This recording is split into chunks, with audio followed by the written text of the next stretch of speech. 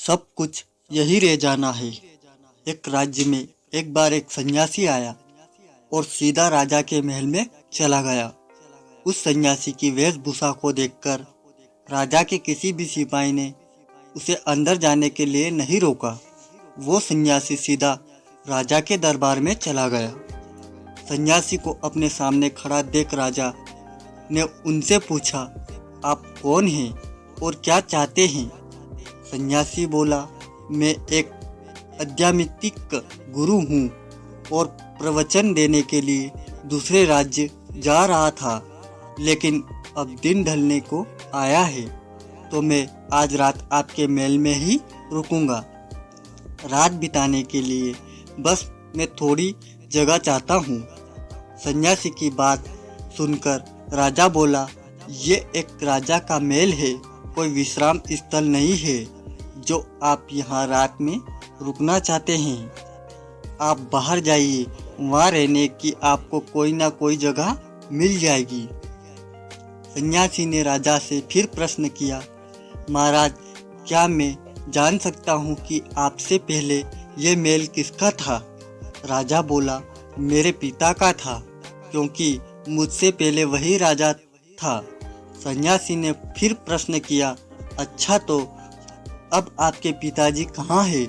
राजा बोला, अब वो इस दुनिया में नहीं रहे हैं, उन्हीं के बाद तो मैं राजा बना।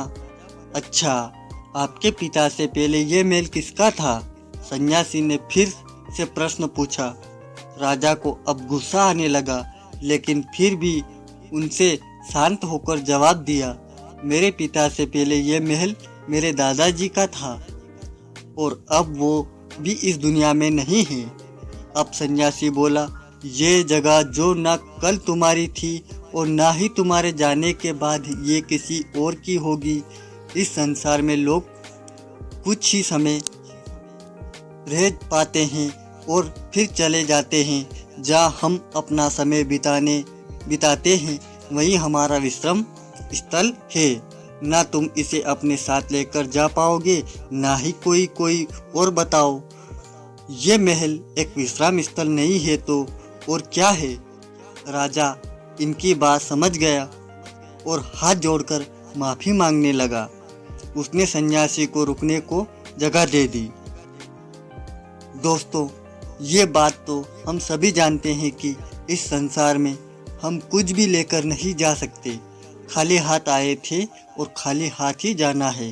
जब तक इस संसार आप है तो मैं या मेरा इस चक्कर में ना पड़े।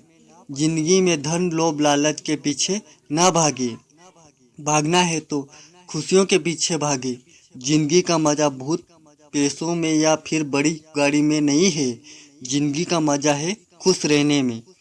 खुश रहो, क्योंकि दूसरे के पास चाहे बहुत पैसा है, लेकिन उस दुनिया से वो जाएगा खाली हाथ ही, और उसके धन का भोग कोई और करेगा। और अगर पैसा होकर भी आपका जीवन दुखों से